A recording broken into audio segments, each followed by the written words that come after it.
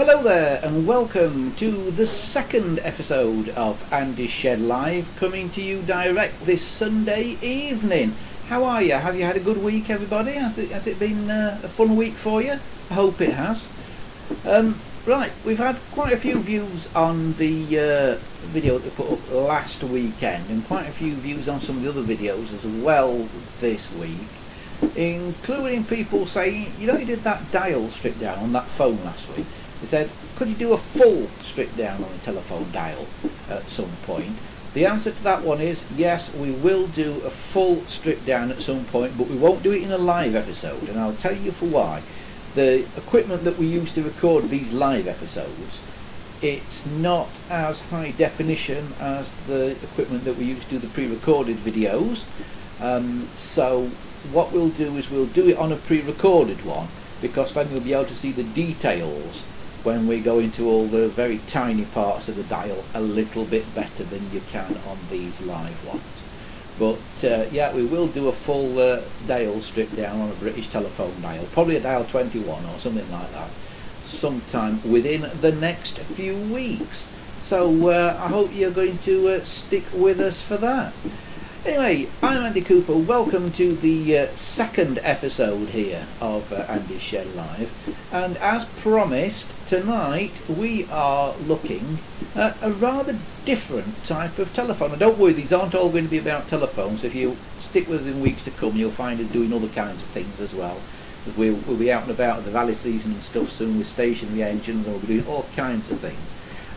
But just at the moment, I had a box arrive this week. And this little box that arrived was full of these, and there you have it. Now they are Ericofons or Ericophones or whatever you want to call them. It's probably an Ericofon because they're made by Ericsson over there in Sweden, although some were made in the USA as well. So that box arrived this week, and here's one of them, and it's got no wire on it at the minute. This is how it arrived in the box. Of the box full, of the 7 that I had in the box, I think there was 7, wasn't there? Yeah, there was 7. 2 of them are actually just shells, and 5 of them are basically complete. Now a couple of the red ones that were in that box I've managed to get working. Couple of the red ones, but some of the others need some work doing on them, and this that I've got here is one of those that needs some work, this one. So we thought we'd do a little bit of a strip down on this one today and show you inside them. So without further ado, we'd better get on with it. So here it is. This is the Ericofon or Ericophone or whatever you want to call it, with the dial on the bottom like that. See, and as I said to you last week when we were on, check the dial runs at the right speed by dialing a 0. Now as you let your finger go 1001 and see if it gets to the end by the time you finish speaking. So 1001. So that's about right. That about gets there, I guess, to the end, to where it should be there. So that's cool, isn't it? Right, so what we'll do, we'll have a look at taking it apart. And what you basically have to do with one of these to take them apart is there's 4 screws in the bottom here, and the first thing we do is we take those 4 screws out. So I will get my trusty screwdriver. In fact, I think I'll use a small one today. Use one of these little small jeweler's screwdrivers, because if I'm honest, I have cheated a little bit and I have already looked inside here, so we kind of know a little bit about what we're doing. So these 4 screws come out. They're not the easiest things to get out actually, because they're in plastic and they go for a bit of rubber as well, I think. So, you know, they're not the freest running screws in the world, and they are retained as well. Now we think these are fairly old Ericofons, these ones. We think these date from the 60s or maybe early 70s, but we're not quite sure. We've not figured out entirely how you date them yet, how you work out what date they were made. But we think these are fairly old ones, and we think they're Swedish made ones as well, because it does say on the dial, just here somewhere, it says LM Ericsson, made in Sweden. I don't know if you can get that on camera, but it says it, where are we? Somewhere there on the dial. So this is a bit pixelated tonight for some reason. It's coming out a bit pixelated, I think, on there with the red. But yeah, LM Ericsson, made in Sweden.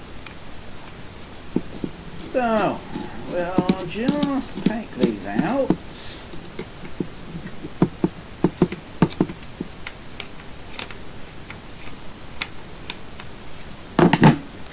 They're far enough out, so I'll say the screws are retained, and I think they are. Now what you should find is this base is connected to the case here, because obviously in the top of the phone here there is a little speaker where you put it to your ear, and here in the bottom here is the microphone that you're speaking to. Now the microphone just touches on some white contacts which are on this base just here. You see those there? Yeah. So it touches on those. This microphone, but the speaker in the top here should be connected by these two wires, which are broken, as you can see. One of them just come unscrewed, and the other one's got no little speed connector thing on the end of it. So we need to put a connector on the end there. But here's the base, and one of the things that we think is wrong with this phone is the contacts we think are all dirty in the base. Now there are quite a lot of contacts in here. Some of these phones were made without a ringer of any kind. Some had a ringer, some had a buzzer, and this one has got a buzzer, and the buzzer is this thing here with the screw in the top, this round thing here. That's the buzzer. So when you ring the phone, it makes a buzzing noise, and that is the buzzer there. But that assembly on the top there can be removed, and what you do basically is there is a screw here. It's not very good, I'm kind of getting the light. You take out, and another one there, and I'm doing this kind of backwards so as not to. I need a bigger screwdriver to get that one out, it's a little bit tough. I'm doing it backwards so as not to get in your way, but it's that screw there.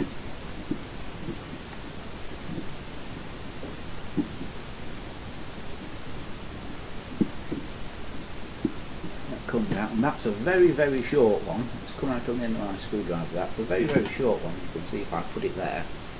And then this one here, which we've also got to take out. This one is slightly longer. Only slightly. It's not massive still, but it is slightly longer.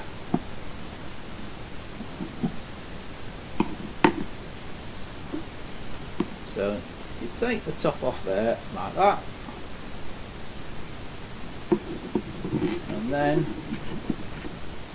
you are into the bits and pieces on the inside of the phone, and you've got various dial contacts in here. You've got a set of contacts here. Now these contacts are the hook switch contacts, because the little red bit in the middle of there, I don't know if you can see that, there somewhere, that is the actual end of that red button underneath, and when you put the phone down on the ground, that presses in, which pushes this little bit of red plastic up here, which pushes these dial contacts here and here apart. It's two sets of contacts, and when you lift it off the ground, a spring should push it back down again, but it needs a bit of lubrication or something.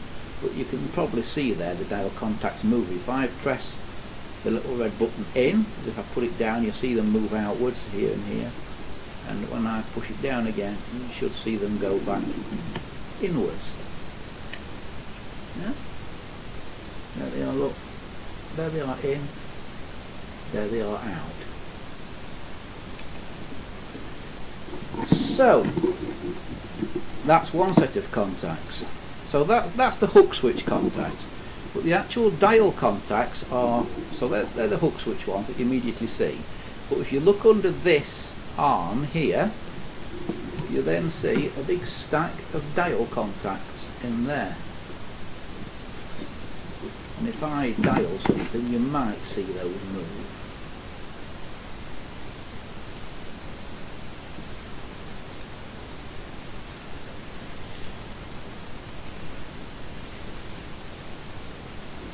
And just like with the dial that I did last week, the British dial, the dial 21, you'll see that when I take the dial off normal, i.e. when I put my finger in it and wind it round, those contacts move, and they don't move back again until it gets back to the normal position, i.e. it's gone back to the rest on the stop. I've taken my finger out. It's going back now, and there it is, back at rest.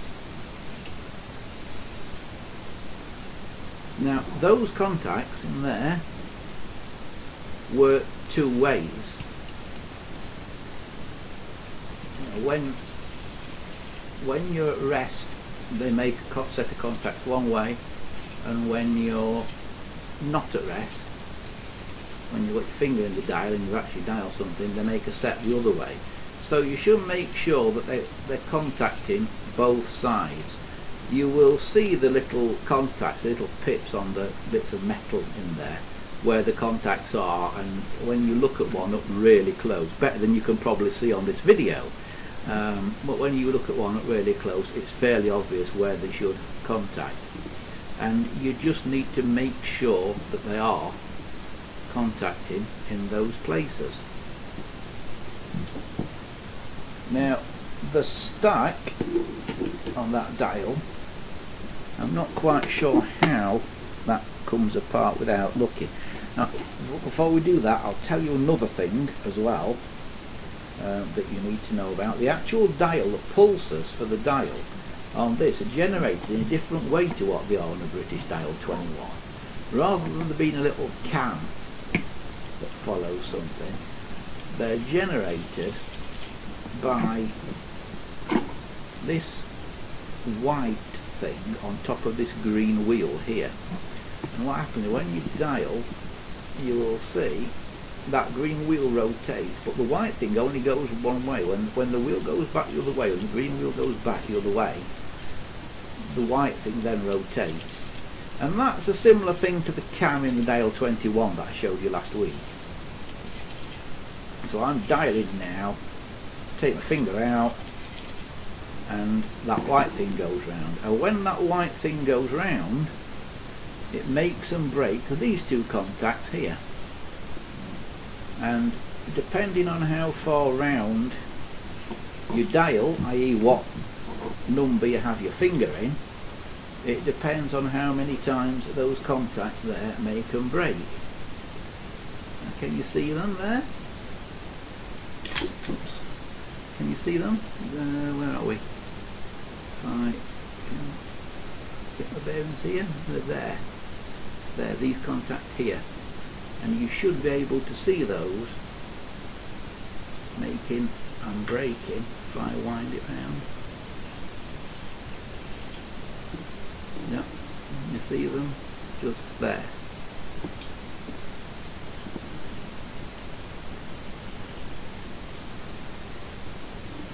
I don't know if I can get this a little bit more in focus for you.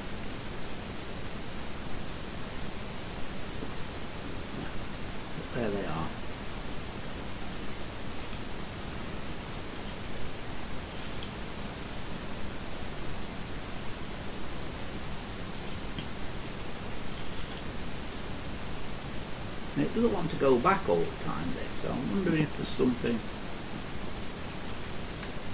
in this die that's stopping it from wanting to go back.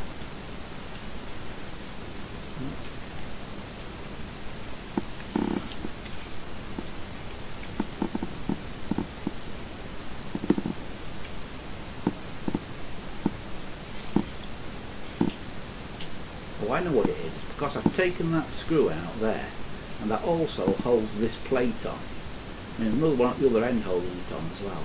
But if I hold that down, because that white thing that goes around, and I'm refraining from calling it a wheel, because it's not really totally round, but that wiper that goes around there, that white wiper, it kind of runs in a bearing in this plate, so this plate has to be dead in line. So if it's moved about a little bit, which it can do now, taking one screw out, then it stops the dial working. So just hold it in place, and you can see that white thing going round, and you can also see it, should be able to see it, making and breaking those contacts there. If I let it go slowly, you can see it opening and closing. So obviously you need to make sure that those contacts are actually opening and closing the way they should be, and make sure they're making and breaking.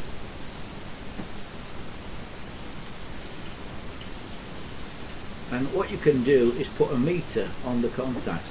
If you look at this stack of contacts here, if you look at this big stack of basically thin bits of metal that the contacts are on, they come through into this sandwich here, which is basically a sandwich of a bit of metal for one of the contacts, then a bit of insulating material, then the other contact, and it's a big sandwich basically of metal, insulator, metal, insulator, metal, insulator, metal, insulator.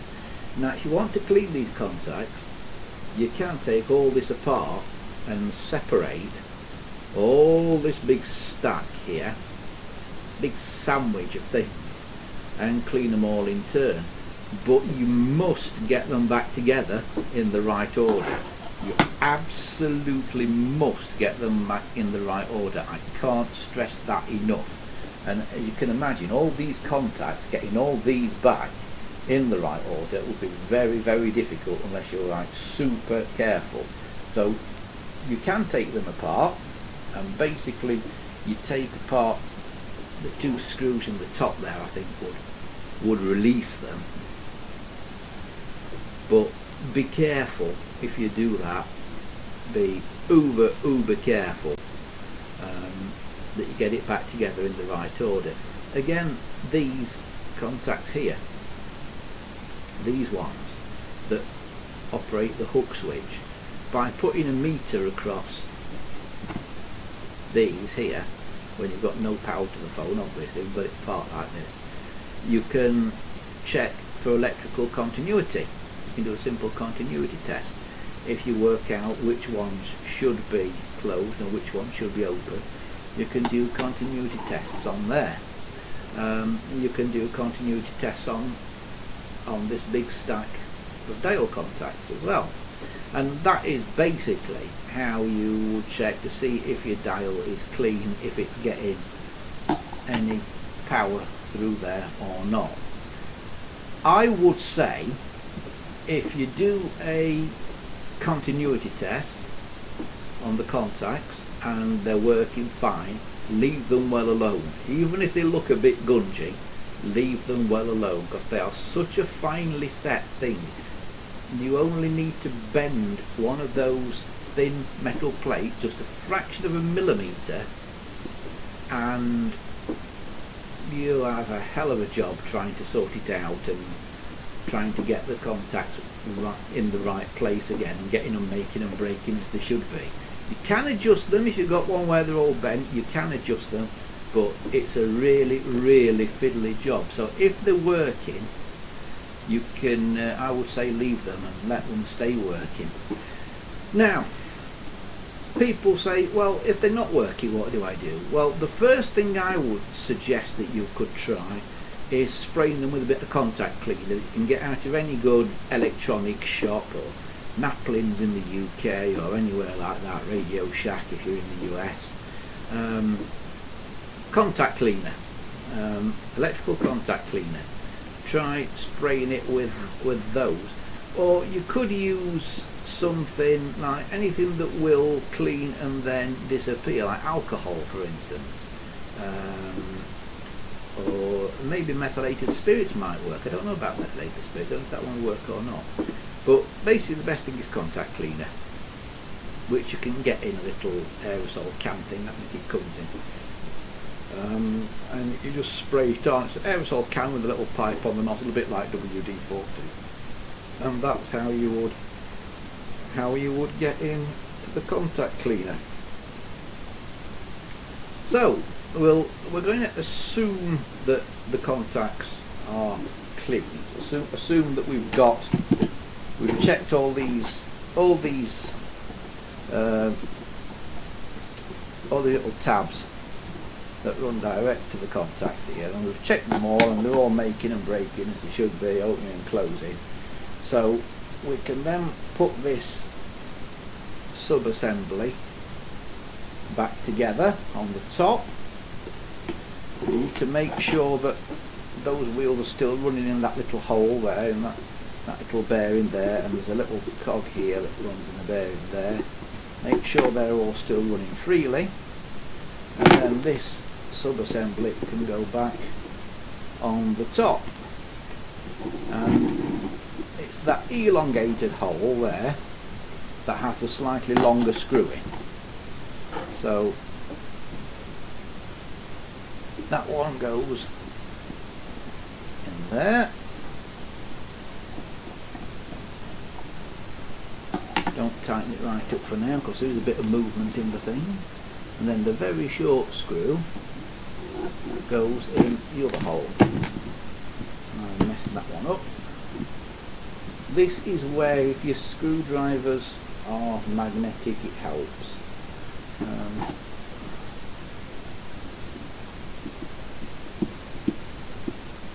So screw that one back in. That's it, they're both down now.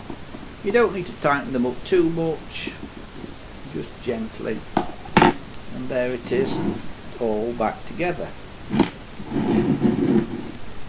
So round this side, you'll notice that with this particular one, there is a wire off, this one here, and the reason there's a wire off is because it goes to that terminal there,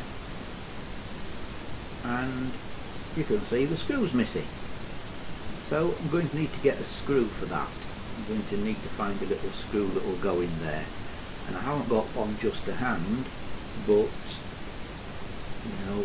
we should be able to find one. I'm guessing, being it's made in Sweden, these are probably metric screws, so it should be quite easy to find. So that would go in there. That little screw. Right. So, where does your line cord go, I hear you ask? Well, it goes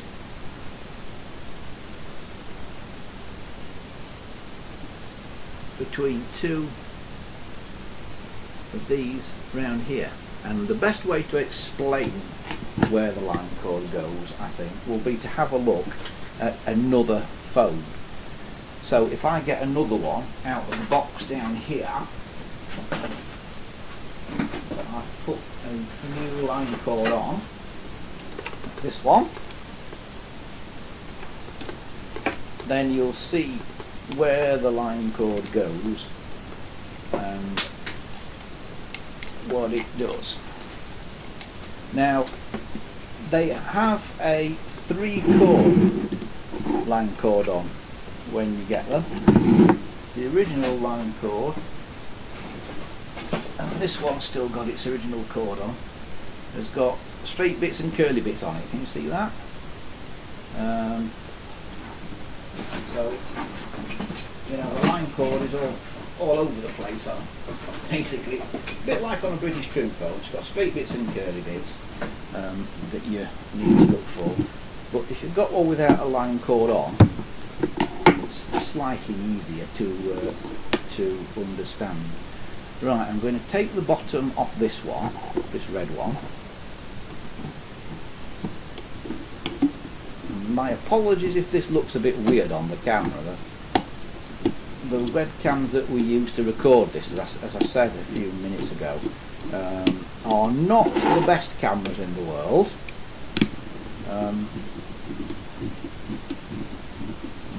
And they could do with an upgrade, basically. They really could do with an upgrade. Just taking this other base off so you can see where the line cord goes.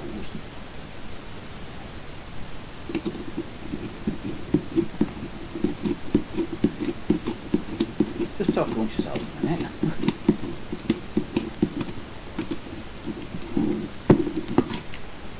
This one has got the wires that connect it on the inside as well. So I've got to hold it up like this. But how can I hold this so you can see? Right, so here it is. And this is what happens with the line cord. One of the line cord goes to this terminal here, this one on the end here. So one side of your line cord, in my case it's black. If you've got a line cord with black and yellow, black, yellow, green and red conductors in it, this one to here will be black. If it's got white, red, blue and green conductors in it, this one will be white. Right? But this is black basically onto here, or white, depending on what colours you've got in your cord. Now the other side of the line cord, which in my case is yellow, but in your case might be red, goes to this one here, down here, this one, this bottom one. You see it? Not that one, this one here, this bottom one. And that is either yellow or red, depending on the conductors in your cord. If you've got black and yellow, red and green conductors in your cord, snip the red and green ones off, and this is where the yellow one goes. The black one goes, as I said, down here to this end one here, this one, and the yellow one goes up here. But if you've got red and white conductors in your cord with your blue and green, then your white one goes down there, and your red one would go to that lower one on there. But then what you have to do, so the phone rings, you have to add a jumper wire, which is this black wire here. I don't know how well you can see that. And so that rings, that goes to the top one above where your yellow one is connected. So one above goes to there, and it finishes back down here on the same terminal as where your black or white incoming line is. So where that black or white wire comes in from your incoming line, there is also a jumper that goes up and over here to this top terminal on the other side, and that has to be added. That jumper wire has to be added to make it work on any two-wire system anywhere around the world.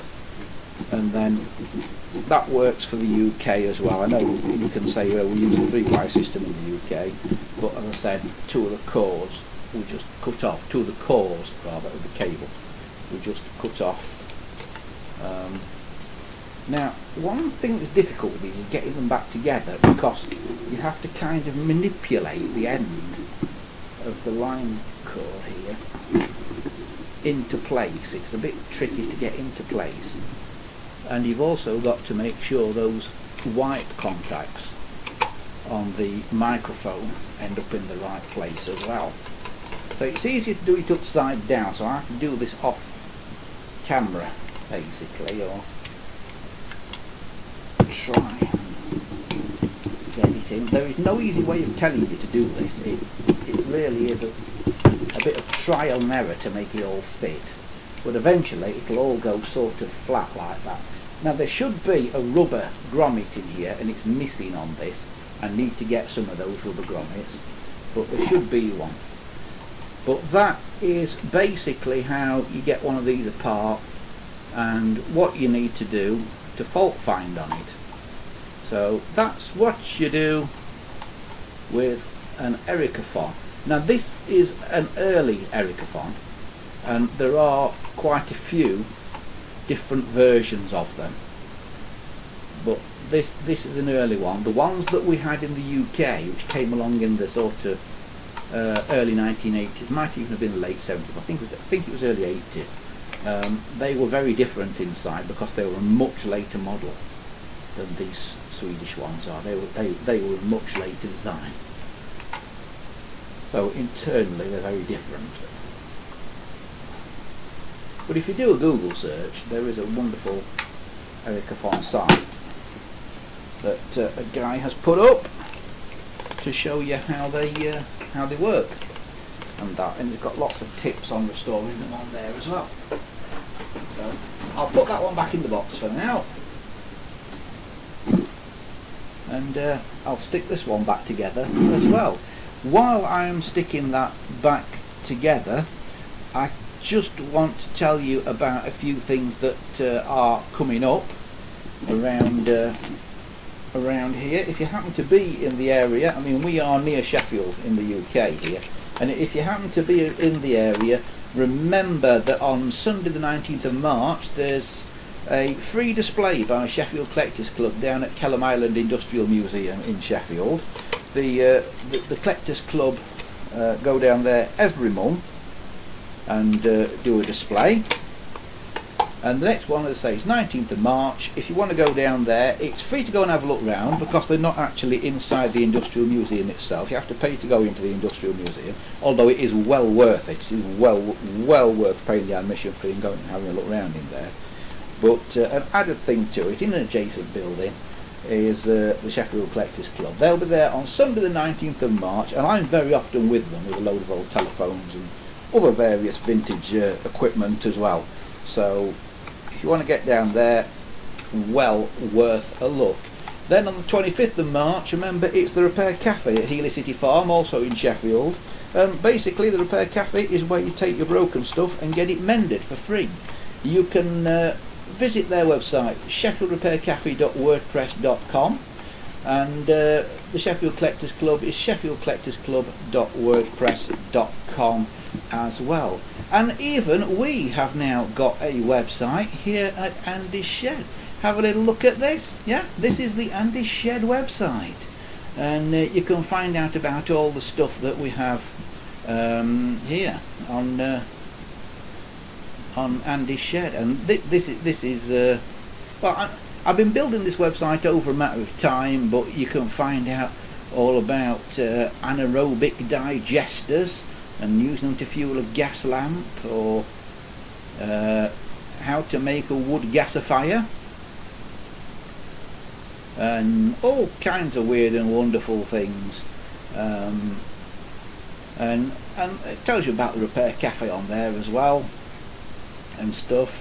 And there's also bits and pieces about street furniture. So that's all on the Andy's Shed website there, which you can have a look at. And also I've now got a website for the vintage telephones as well,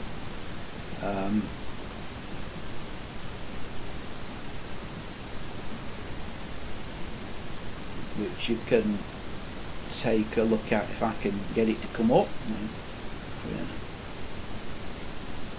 Right, we'll do it this way. It's I've got to type in the address. It's vintage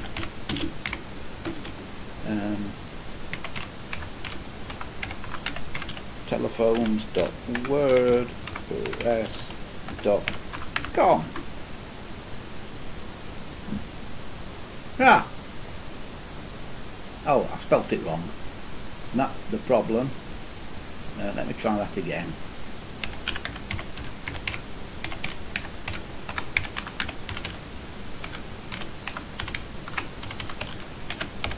You can tell it's live, can't you? That's more like it. And that's the site for the vintage telephones that we're just putting up at the moment, and we have old telephones for sale if you want to get yourself an old phone or buy one as a present for somebody. And it tells you all about the repair and restoration service that we do as well, so we can repair your phones for you and stuff. And there's even a contact us page on there, so you can get in touch with us, as indeed there is on the Andy Shed site as well. So you can get in touch with us on any of those, and have a little browse around those between now and next week if you want to. Anyway, that about wraps it up for now. Thanks for watching again. If you've got one of these Ericofons and you are having any problems with it, leave a message in the comment section down there on YouTube and that, and I will get back to you, I promise. We do read all the comments and that. Or you can drop us a line through Andy's Shed or through the Vintage Telephones website. The Andy's Shed one is andyshed.wordpress.com, and the Vintage Telephones one is vintagetelephones.wordpress.com. You can drop us a line through either of those or in the comment section below the videos and YouTube, and we will help you out wherever we can, obviously. Or if you're having problems with one, bring one down to the Repair Cafe in Sheffield, and we'll try and fix it for you while we're there. Right, I'm just stuffing things back in the boxes at the minute. Right, well, next week we will be back again, same time, same place, around about 11 PM. But between now and next week, I'm hoping that we're going to have something else going up about the dials and things. And I'm hoping we're going to get that video done at some point this week as well. So, thanks for watching once again. As always with the stuff that we do, if you've enjoyed this video, give it a like and hit that subscribe button so you never miss out on another episode. But until next week, this is me signing off and saying thanks very much for watching. Bye for now.